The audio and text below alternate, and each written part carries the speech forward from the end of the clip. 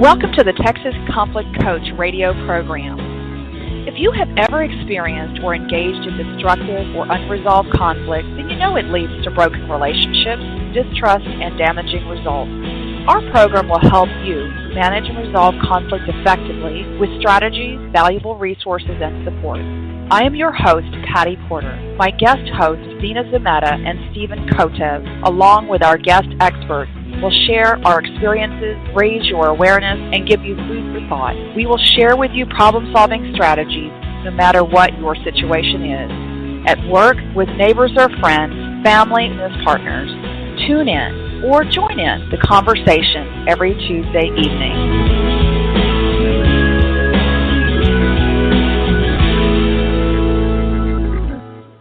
Well, good evening, listeners. We continue our month-long series on youth violence prevention. And in this episode, When Dreams Die Young, Stop Youth in Engaging in Gun Violence.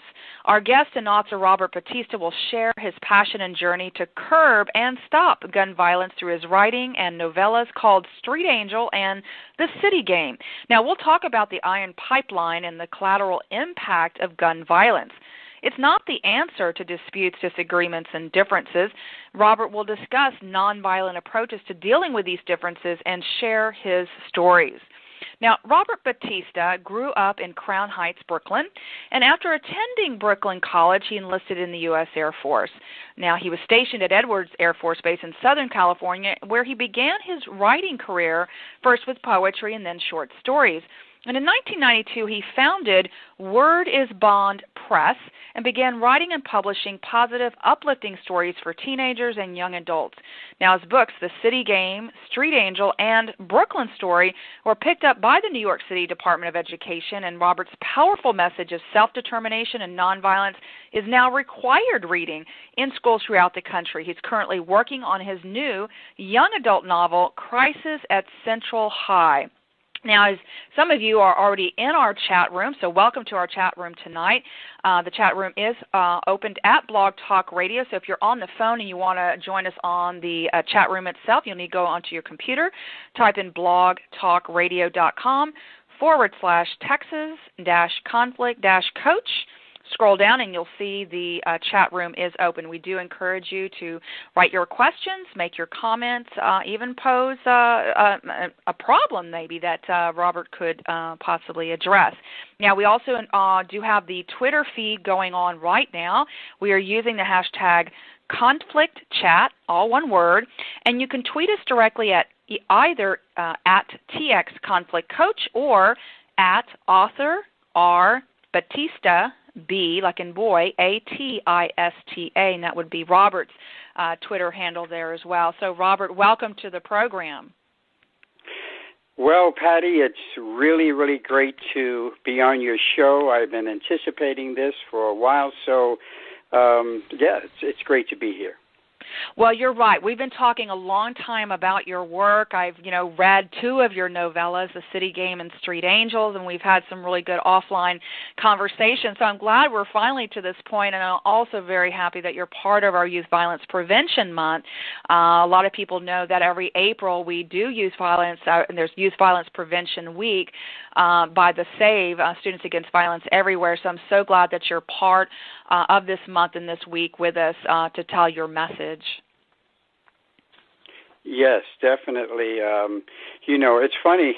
Back in the 90s, I had deemed April as Youth Gun Violence Awareness Month, and was definitely trying to get a lot of people to come on board. And looks like I was one of the early pioneers, and now it looks like it's building momentum every year, and looking forward to seeing this grow. Well, great. That's awesome. And so let's get to your personal story. Listeners heard a little bit about your biography, but what is the story you want listeners to know that helped you begin this journey to writing stories specifically about youth and gun violence? Well, I'm from the streets. I'm from the projects of Brooklyn, New York, and came up in the late 60s, 70s, and there was gang warfare, but it wasn't as bad as it is now. So I went into the service, as you know, and started writing, and then came out. And I was the father of preteen boys, and I noticed that the teenagers were getting more violent. They were bringing razors to school and weapons to school, and then all of a sudden at Thomas Jefferson High School in Brooklyn, 2 students were shot during the changing of the classes right in the school, and they were just shot dead. And I went to a candlelight vigil for one of the students, and I met the mother of one of the students who was shot dead, and the look in her eyes, the pain, I'll never forget as long as I live, and decided right at that time that I was going to write a story against youth violence. So that's where the City Game was born, about 2 basketball players in Jersey City who get caught up in gun violence. And I published it like a Jet magazine, it was a novella, and I just sent it out to the New York City, Jersey City, Chicago Boards of Education, and New York and Jersey City picked it up right away. Then I started going into the schools and doing workshops with the teens and with the youth in high schools. And one of the teens one day when I went in and talked said, "Mr. Batista, some of us are not carrying guns to kill and to rob. A lot of us are carrying guns for protection." And I said, "Oh, wow." And I thought about that. So then I went back and I wrote Street Angel, which is about the protagonist central character, Moises Colon, 16, goes to Brooklyn Tech. He's a studious kid, very smart. But he gets picked on because he's a nerdish type kid, and he goes through so much trials and tribulations and then sees his best friend die, and then he decides that he has to go pick up a gun for protection. And without giving the story away, the book basically just shows that carrying a gun isn't going to stop you from violence or isn't going to make you a man or a woman for that matter. So I appreciate first of all, it's terrible to witness something like you did firsthand, and to see and to experience the mother's pain and other people's pain, and that was the catalyst for you beginning to write. And so it sounds like the book Street Angel, or excuse me, the novella, which is a short story, was about Moises. Now, when I was reading it, I was reading it as Moses, and then you said no, it's actually Moises, which was really interesting. What is it you want people to know about the distinction between Street Angel and the City Game? Well, the City Game is about 2 basketball players or 2 boys growing up. They're best friends, and there's a big game coming up. And because of circumstance, because one of the guys gets hung up on a girl and has to try to win her back, he enlists the help of the other basketball player, Sam, to help him. And there's a chain reaction and circumstances that one of them eventually dies and gets killed. And that's how relative and accidental life can be on the streets.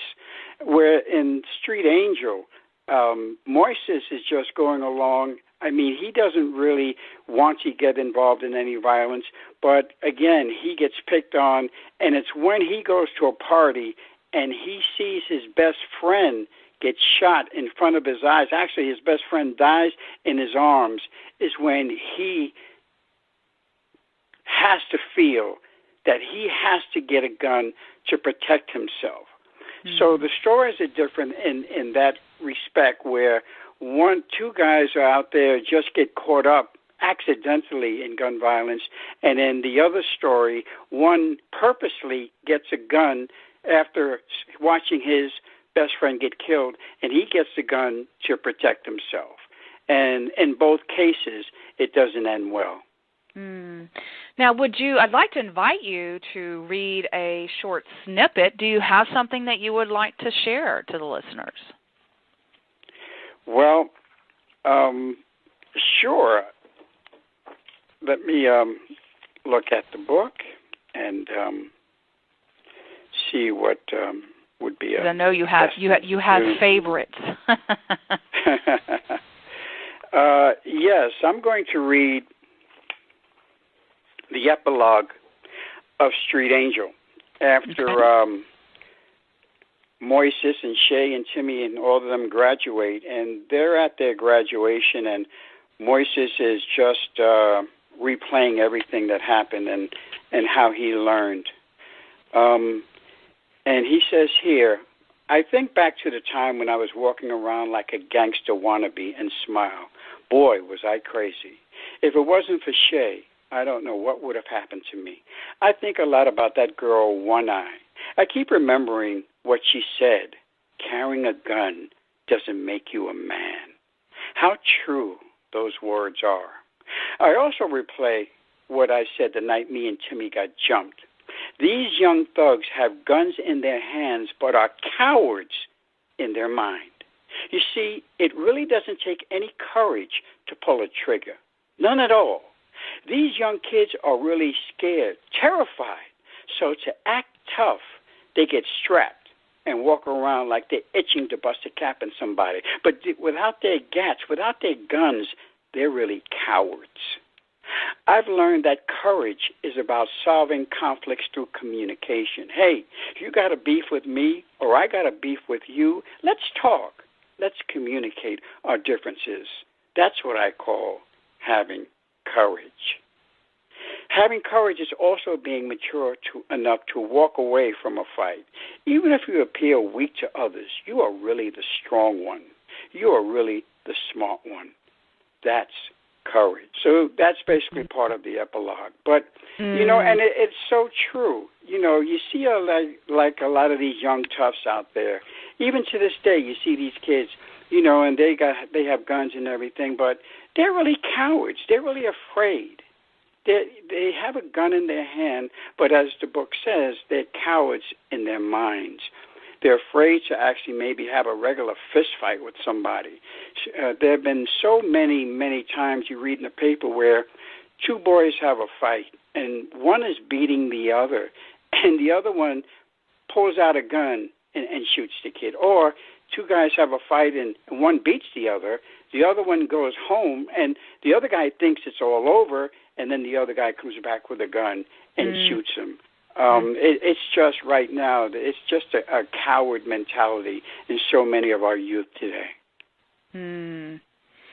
So powerful, that passage that you read about, you know, what is really courage, you know, certainly not, you know, for those of us, this false courage or this false sense of control and power by having a gun. And we're going to talk a little bit about power and change in just a second here. I want to let listeners know, if you're tuned in either by computer or by the phone here, that you are listening to the Texas Conflict Coach radio program. And we invite you to follow us on our Blog Talk radio program. Currently, I'm speaking with author Robert Batista. We're talking about his two novellas, The City Game and Street Angel. And, you know, in The City Game in particular, the cultural norm is to deal with disagreements with violence and power over people. And the main character, Sam, exhibits, now Sam was the basketball listener, so he was a basketball player, very popular, quite in demand. Everyone really liked him. And so he was one of the main characters, Sam, and he exhibits this natural power within himself to live, to love, and to teach others, yet in a very volatile environment. And what he taught Ollie, his very good friend, he taught through, and Robert will talk a little bit about, but this tragedy that occurred that really taught his friend Ollie about the power of change. So if you're listening to this podcast and you find yourself in a similar environment, I guess the question I'm posing out there is, where do you begin to tap into this power, either within yourself to change, or how are you influenced by others outside to change in a more peaceful, nonviolent way? And I guess the second part of the question is, how do we not use guns, drugs, and other forms of violence as a destructive power over people, over other people. So what are your thoughts about that, Robert? Well, I'm going to take the second part of the question first, if you don't mind. See, it's really hard being a teenager now. I wouldn't want to be a teenager at this point in time, because it's almost like the deck is stacked against our youth right now. I mean, if I walk in my town, Jersey City, on a Friday evening, I see all of these teenagers hanging out on the streets with nothing to do, with nothing. So, there's nothing. So naturally, they're eventually going to get into trouble. One of the things that we need to see is we need to see some type of youth programs for these teenagers. I mean, I'm going back, and I remember my mom telling me they had the center and the Willoughby House and places where they can go and have parties and dances and basketball games. And even when I was coming up in Brooklyn during the 60s and 70s, we had a real large community center across the street where we went swimming, played basketball, had arts and crafts, had dances every now and then. And that took so much of our time. That took so much of our energy. And right now, there's nothing here for the kids. Now, I don't know where it is where you are in Texas, but over here, there's nothing. So I think the first thing that needs to be done is somebody to say to these kids, we care about you. We care about your well-being and your livelihood, and we're going to show you. We're going to see if we can have these things. We're going to sit down with you, and you tell us, what would you like to see? Would you like to have a youth dance? Would you like to have talent shows? Would you like to have a gym open up? All kind of things that you can have instead of just walking the streets on Friday and Saturday nights and with nothing to do, that eventually will lead you to take drugs. And eventually will lead you to get into trouble. So, and back to where that power comes in. See, with Sam in the city game, he had that power naturally. He was just a light being. He was a man of peace. But his best friend, Ali, he was all about himself. He was very, very spoiled. His sister did his homework for him. He was the only boy with a house full of sisters, so they spoiled him. So he was all about himself. So he didn't even care about violence or anything like that. He just cared about himself. But when that metamorphosis happens where he sees his friend get killed, he goes through a change and starts to understand. So again, sometimes it does not happen with yourself. Sometimes it happens with something else happening to you or to one of your friends or to another in another place where it affects you, where you say, you know what, I'm going to change. I'm going to start being peaceful.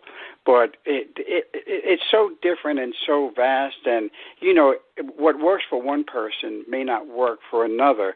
I mean, when I went out to Chicago, and we did a peace summit at one of the high schools, and I walked with the gang members, and I met this gang member called Chief out in Chicago, and he says, my father was in the same gang. My grandfather was in the same gang. We are generations of gang members, and we cannot escape the gang. We're in the gang. We're born into the gang. We're inbred into the gang. So we also have to change that mentality of saying, okay, you know, instead of being in a gang, how about just standing alone and standing up for yourself? And it's not always easy to do because, you know, I mean, there's a code on the streets. There's a code on the streets in the inner cities or the so-called ghettos or where the gangbangers are. You know, you have to be part of that gang and stick. You can't snitch. You can't be a rat. So can you imagine a 15, 16-year-old kid trying to basically turn his back against that? I mean, he wouldn't last a second. So it's inbred in places where we also have to attack where that inbredness comes from. So it's a three-prong, four-prong sword where it's just really hard. Again, you know, there's different solutions in different situations. Well, it's a very complex issue for sure. And so tell me, it was interesting listening to the part of the ingrained cultural dynamic of a gang and gang mentality. You write a lot about, in your book that, a lot of these, whether they're in a gang or not in a gang, it's not to say that all gun violence with youth equals gang. I would assume not, right? Is that a correct assumption? Just because that is definitely correct. Yes. Okay, I wanted to clarify for listeners, we're not just talking about gangs, but any youth who engage in using guns. So, getting guns. We talked a little bit about this iron pipeline in the introduction. Can you say more about what that is? Well, the first question that I ask myself, and a lot of people ask themselves, is, okay, New York City, Philadelphia, Chicago have the toughest gun laws in the nation. You just can't go somewhere and get a gun. So how are these kids, 14, 15, 13, getting guns? So we did a little research and talked to people, and there's something called the iron pipeline, where basically straw people, they make what's called straw purchases. They go to states where the gun laws are basically lax. A lot of them are down south, but there are a few in the Midwest, and they purchase a good amount of guns, let's say 100, 200 guns, and then they ride back up to Chicago and to New Jersey and to New York and Philadelphia and places like that, and then they sell them on the streets at a profit. So that's called the iron pipeline. So these are adults buying these amount of guns?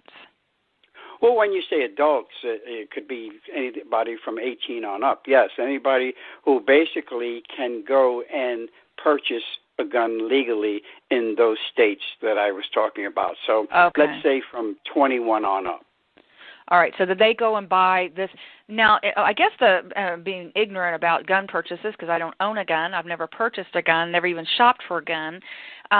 When you say that someone goes down a straw person or straw purchase, and when you say straw, S-T-R-A-W, straw, right? Yes, that's what they call it. Yes, okay. So what comes to mind is if someone is going down to any one of these states where they can do that and they're purchasing 100 or 200 and they have to be registered, I would assume that would cause some kind of red flag that, X person, straw person A, bought 50 guns and straw person B bought another 25 guns. Wouldn't that trigger some kind of an alarm? Or maybe they're buying them illegally. I don't know. You would think, but no, this iron pipeline is buying them legally. So let's say 2 or 3 go down and they buy maybe 50 guns each. And from what I understand, now I've never purchased a gun either. And so for what I understand, you can basically do your research on this if you like to, is that it is legal to purchase 50 guns or 60 guns at a time and show their ID. And that's how they do it. That really and surprises from me. what I understand, there's a lot of frustration about how these gun manufacturers who make millions of guns. There's estimated right now to be like from 2 to 3 million guns out there across the country. As you know, there's 30,000 people every year are killed by handguns. A lot of them are suicides, but many, many, many of them are homicides. And the guns just keep on coming. It's like they say in the book, that it rains from the sky. All right. Well, thank you for clarifying what the iron pipeline is and how that relates directly to the young kids and how they're getting these guns. And so, yes, because when I went into a school, not to cut you off, I'm sorry. No, go ahead. One of the kids in the school said, said, Mr. Batista, I can walk to the local grocery store, what we call bodegas up here in New York and New Jersey. He says, I can walk into a bodega and get an iced tea, get a coffee cake or a ring ding, and a 9mm all at the same time. Oh, my gosh. And this is a 15-year-old kid telling me this. Wow. I mean, that's really mind-boggling to me. That's how easy it is for them to do that, and very, very sad. What is the collateral impact on that, through this iron pipeline? What have you noticed? What have you researched? What have you experienced in your interviews and talking with young students? The collateral is death, and not only the death of the child that's shot, and a lot of times shot purposely and even accidentally. There's cases of 2- and 3-year-old children. Senior citizens get caught in crossfires. That's part of the collateral. But there's a scene in my book, Street Angel, where the young boy is killed, and at his funeral, his mother is so distraught, she wants to crawl into the casket with him and be buried with her son. The collateral damage of the mother, the father, the family, the extended family, the friends, that basically is the damage that's done. And it's like, okay, these people out here selling the guns, they don't care about that. All they care about is the profit. Okay, so we're starting to come down toward the end of our show, and I really want to get into some of what is the answer of not gun violence. So if you're a teenager, you're a youth, you're a parent of a youth, you're a teacher of a youth, a couple of things that you've already mentioned, Robert, is, the development of youth programs. A lot of counties, cities do have some of these things, and really showing and listening to youth and showing them that we care about youth specifically, find out what they want, keep them, give them activities to do was one of the things. Of course, changing the whole gang mentality. But there's this whole courage piece that you talked in the epilogue about the courage to talk. So talk a little bit about what is the answer of not gun violence. If it's communication, if it's talking, what's the fear about, and what can they do to overcome the fear of having the conversation? Trust. They need to be able to trust. Trust, whether it be their parents or their teachers or their pastors. I think the churches could do a lot more in helping by maybe even opening their churches when there are not church services and having youth functions. But it's a trust factor. A lot of times you go into the schools and they won't open up right away because they have to trust you. I mean, they look around, and we tell our youth not to basically be sexually promiscuous, and yet every time they look on TV and cable, all they see is sex flaunted in their face.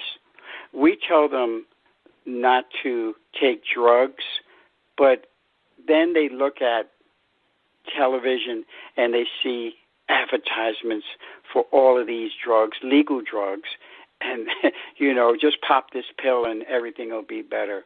We tell our youth not to be violent, and yet every time they turn on a movie now, you see somebody with a gun, you see somebody shooting somebody.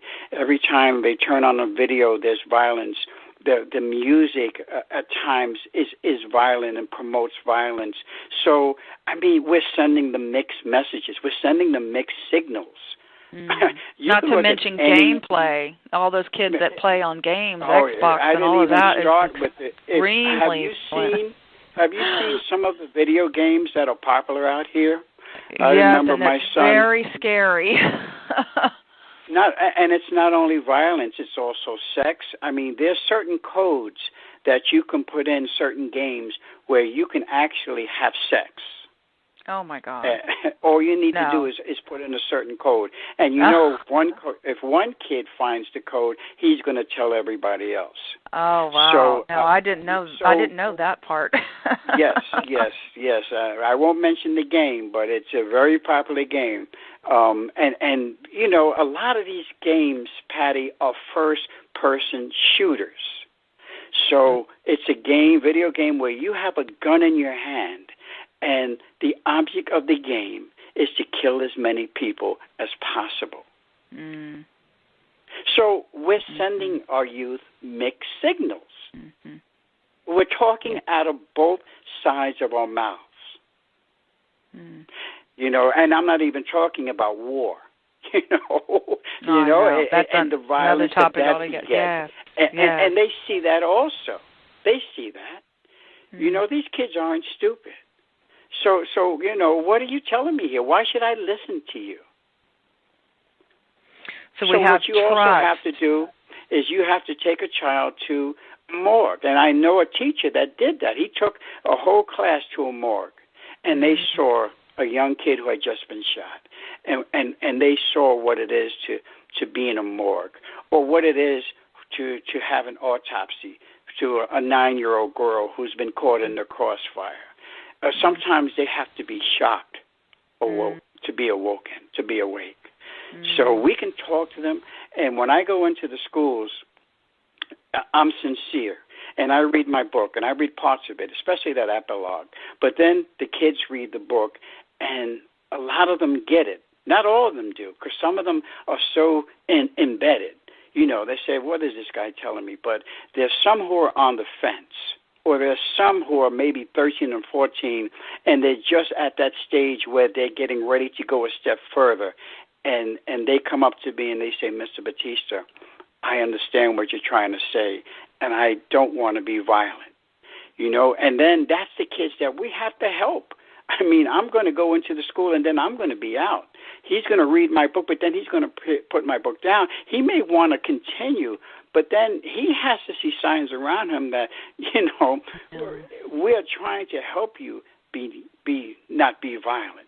And to tell you the truth, so far, I believe that we failed our children in that respect. So a lot that not only that we're asking teenagers to do in terms of talking it out, not letting things fester, learning maybe some conflict management, conflict resolution skills. There's a lot of things as adults that we need to be doing more of and building that trust with them and providing activities. But more importantly, it's really about showing that we care, whether we're the parent, the teacher, the community, the church, whatever it is in that community is showing that we genuinely care. And that you can trust. And so if they're getting these mixed messages, they're like, look, I'm on my own. I've got to either join a gang and be with a gang mentality, or I've got to figure out how I'm going to protect myself, or, I put myself in an apartment never to come out again, kind of thing. As we come to a close, I know we usually give our listeners an assignment for the week, but before you do that, is there any final strategy that really stands in your mind, either for the youth that might be listening to this or to an adult that might be listening to this, that's really burning on your mind that you want to share at this point? Well, I'm going to share lines from both stories, The City Game and Street Angel. Okay. In Street Angel, Moises, at the end of the story, understands that life is worth living if you are forgiving. And forgiving works both ways. It can work as two words, forgiving, to give, or it can work as forgiving, to forgive someone who's hurt you or harmed you. And on the side of The City Game, what I've read in the epilogue, I will tell the youth, as I've told the youth many, many times, it doesn't take any courage to pull a trigger. It takes courage to talk it out, to communicate it. That's where the courage is. Carrying a gun does not make you a man or a woman. It takes no courage to shoot somebody. Very powerful stories, and I hope, listeners, that you will get Robert's novellas. You can actually, the two novellas are actually in one book. Street Angel includes The City Game. Robert, so what is the assignment? Is there something specific, the next step, that you would like to encourage listeners to take? As soon as they hang up the phone and they're thinking about this show and this program and your messaging, what is the next step you think they can take immediately? Well, parents, talk to your children about violence, about gun violence, about any violence. Just talk to them and just listen to them and see what they say. When I go into the schools, Patty, one of the first things I ask the kids is, who here has been affected by gun violence? and just about every hand goes up. So almost every child has a story about violence, about how somebody was affected. And so I would say for parents to talk to their children about gun violence. And, the other part would be get a copy of Street Angel. Mm-hmm. And where can they get that? On Amazon, through your website? What's the best way? Well, right now I'm going through a reorganization on my company. So right now they can order the book directly through me by going to, and just by emailing me or hitting me up on Twitter at author R. Batista, or emailing me at thefunkywriter@yahoo.com. The Funky Writer? Yes, at yahoo.com. Okay, so actually, listeners, put the word the, T-H-E, funky, F-U-N-K-Y, writer, W-R-I-T-E-R, at yahoo.com is the email to get a hold of Robert, or, of course, through direct private messaging or through tweeting at author R. Batista. All right, Robert, I really appreciate you being on the program with us and educating people, not only through your storytelling and the power and the message behind that, but for educating our listeners and our community worldwide. Any final further message that you want to give listeners at this point? Yes, when I first wrote the City Game back in 1993, violence with guns was exploding, and I thought that possibly, it would start to basically subside or get better, but it seems like it's only getting worse. You look at Chicago. There was one weekend where like 60 people were shot over the weekend. They're starting to call Chicago Chirac. That's how bad things are in Chicago. And in every major city, gun violence is still just ballooning in epidemic proportions. So we have to fight and keep fighting this issue. And I think we should mobilize with the church and with the schools and the parents. I think we can't attack it alone. It has to be a mobilization. Very good. Oh, you're absolutely right on that. So you've heard this from Robert here. Thank you. Keep up your great work. Good luck on your new book that you're writing. And listeners, thank you for tuning in, both in the chat room and on the phone. Thank you for being with us in the Twitter feeds. And have a good evening, Robert. Thank you for having me, Patty. Take care. Good night. Thank you for listening to the Texas Conflict Coach. We hope you enjoyed the program. You can find all of our podcasts archived to listen at your convenience at texasconflictcoach.com or download the podcast at iTunes or Stitcher Radio. You can also become a Facebook fan of Conflict Connection or Twitter me at TX Conflict Coach.